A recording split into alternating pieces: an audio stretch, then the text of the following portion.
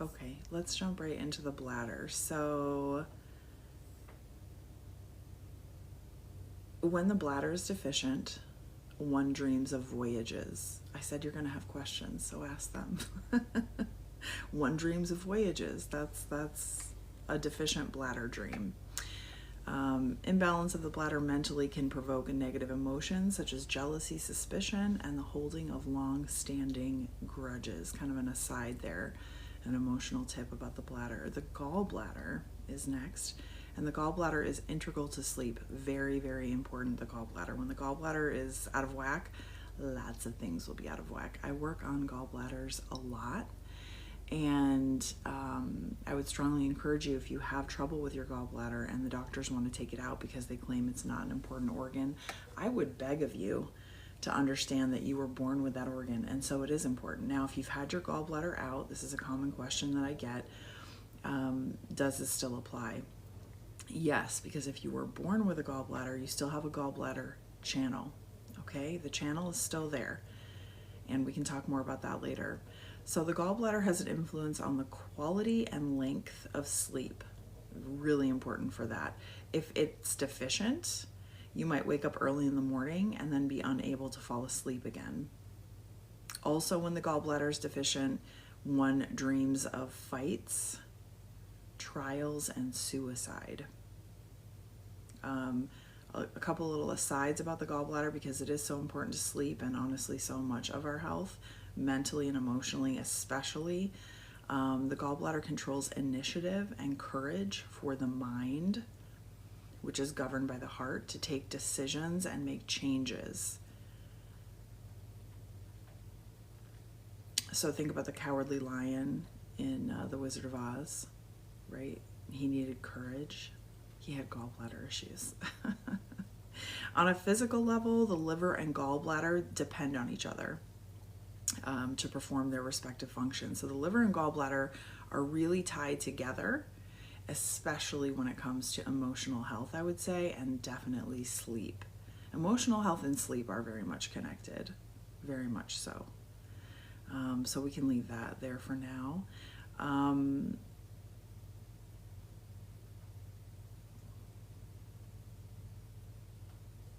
Yeah, let's move on to the heart, which is also another very important organ with regard to dreams and sleep. I would argue the most important, and I think Chinese medicine would generally agree with me. So in the hierarchy of organs and their importance with dreams, the heart is right up there. So when the heart is weak, one dreams of fires. If the dream takes place in summertime, one will dream of volcanic eruptions. When the heart is in excess, one dreams of laughing. And when the heart is deficient, one dreams of mountains, fire, and smoke. These are all from very old texts, okay? And I've had patients walk in and repeat things that come out of texts that are like hundreds and hundreds and hundreds and hundreds, if not thousands of years old. Very interesting stuff. Okay, I'm going to read this little blurb about the heart. So, because the heart houses the mind, it is very closely related to sleep. The mind should reside in the heart. And if the heart, particularly the heart blood, is strong, a person will fall asleep easily and the sleep will be sound. If the heart is weak, and take that with a grain of salt, okay? These aren't Western medical terms, and especially heart blood. The mind has no residence and it will float at night, causing an inability to fall asleep or disturbed sleep or excessive dreaming. So what I tell people to think about when it comes to the heart is that, right, the heart needs blood to anchor itself. And it's like a balloon without, like a helium balloon without a metal anchor at the bottom, right? It'll just float away. You have to have that anchor of the blood holding your mind down into the body at night, or it will float away. Most people who have heart blood deficiency can understand a lot of the symptoms that go with it. That's, again, another podcast. And also, go into the archives. There's stuff there on this. Okay, what do we have left on this one? All dreams, therefore, are in a way related to the heart. Did I skip something? Yeah. They're all related to the heart. As we will see later, they are also related to the ethereal soul and the liver, as mentioned. Certain dreams, however, are more directly indicative of a heart disharmony. Okay, I'm going to skip over the kidney and large intestine. We'll come back to it. We're going to go straight to liver, because liver is immensely important to dreams and sleep. When the liver is in excess, one dreams of being angry. When the liver is deficient, one dreams of very fragrant mushrooms. If the dream takes place in the spring, one dreams of lying under a tree without being able to get up. And when the liver is deficient, one dreams of forests in the mountains. And I'm telling you, I've literally had people come in and like describe these things. So it is common. Dreams can be complicated though, as previously discussed. I am not a dream interpreter. I am a diagnostician. Don't ask me to interpret your dreams, but tell me about them. I want to know. I'm endlessly curious. Okay. Now, another one that I think is really important to dreams, so I'm going to skip over the lung here real quick, is the small intestine. The small intestine is fascinating. Do you know the difference between your small intestine and your large intestine? Do you know how your small intestine works? If you don't, go to my archive and look it up. And if you have more questions, ask. I'll record. The small intestine, when one has small intestinal parasites, you will dream of crowds. If you have long intestinal parasites, you will dream of fights and mutual destruction. When the small intestine is deficient, one dreams of large cities. From a psychological point of view, so here's a little info on the small intestine.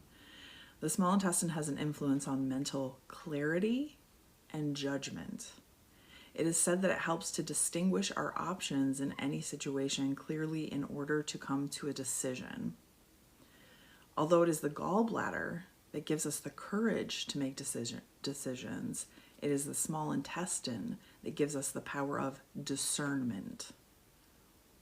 That is the ability to distinguish relevant issues with clarity before we make a decision. And if you think about the small intestine, if you don't know how it works, the small intestine is the point at which our wall, our intestinal wall there, will either take in the nutrients and things that we need or allow it to pass through into the large intestine. It's discernment. The way that it's discussed in the medical text is it is the separation of clear from turbid. So what is the thing that we want to take into our body and what is the thing that we want to let go of? When people have leaky gut, sometimes I think people think that's the stomach. It's not. It's the small intestine. A leaky gut means we're no longer separating what is clear from what is turbid. We can't discern what's good and what's bad. And that clarity of mind, that clarity of thinking, that mental aspect of the small intestine is also there. And you might know some people, maybe even yourself, that have some small intestine issues, that have inflammation or dis-ease within the small intestine, Crohn's, colitis, these types of things, other issues.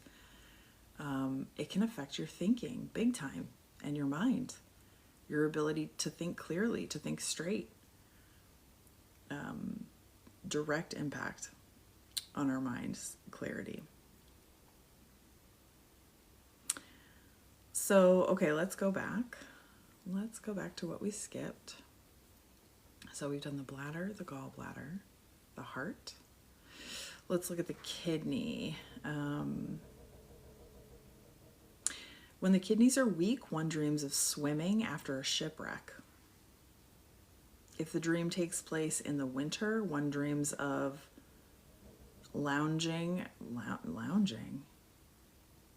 No. One dreams of being scared in the water. Let's say that. When the kidneys are in excess, one dreams that the spine is detached from the body. I like that one a lot. There's a story to that one for me. When they are weak, one dreams of being immersed in water. Okay, and again, go back and listen to my kidney episodes. It'll help you with this. Large intestine. When the large intestine is deficient, one dreams of open fields. The main mental emotional aspect with the large intestine is its influence on our capacity for letting go and for not dwelling in the past. And so several of the functions of large intestine in terms of the channel, we can actually needle them to help people to calm their mind, to let go of things. And not surprisingly, in the hand, the large intestine sits right between the thumb and the forefinger, and it's integral in the grasping, right? So grasping and letting go, large intestine. So much poetry in the body. I love it. Okay, the lung. When the lungs are in excess, one dreams of weeping. If the lungs are deficient, one will dream of white objects or about bloody killings. If the dreams take place in the autumn, one will dream of battles and war.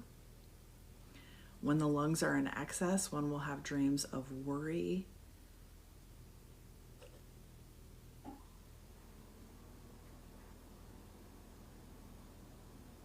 fear, crying, and flying are also common.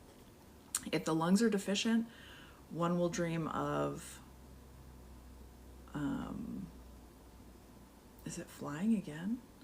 And seeing strange objects made of gold and iron. That one makes a lot of sense. Yeah, gold and iron. Okay, spleen and stomach, and then we have Sanjiao and we're done. So, if the spleen is deficient, one dreams of being hungry. Now, when I talk about the spleen, always remember I'm talking very much about the pancreas as well. Chinese medicine's a little weird with the spleen. So pancreas is, in a modern way, what we also want to think of. So if the spleen is deficient, one dreams of being hungry. If the dream takes place in late summer, you will dream of building a house. If the spleen is in excess, one dreams of singing and being very heavy. If the spleen is deficient, one dreams of the abyss in mountains and marshes.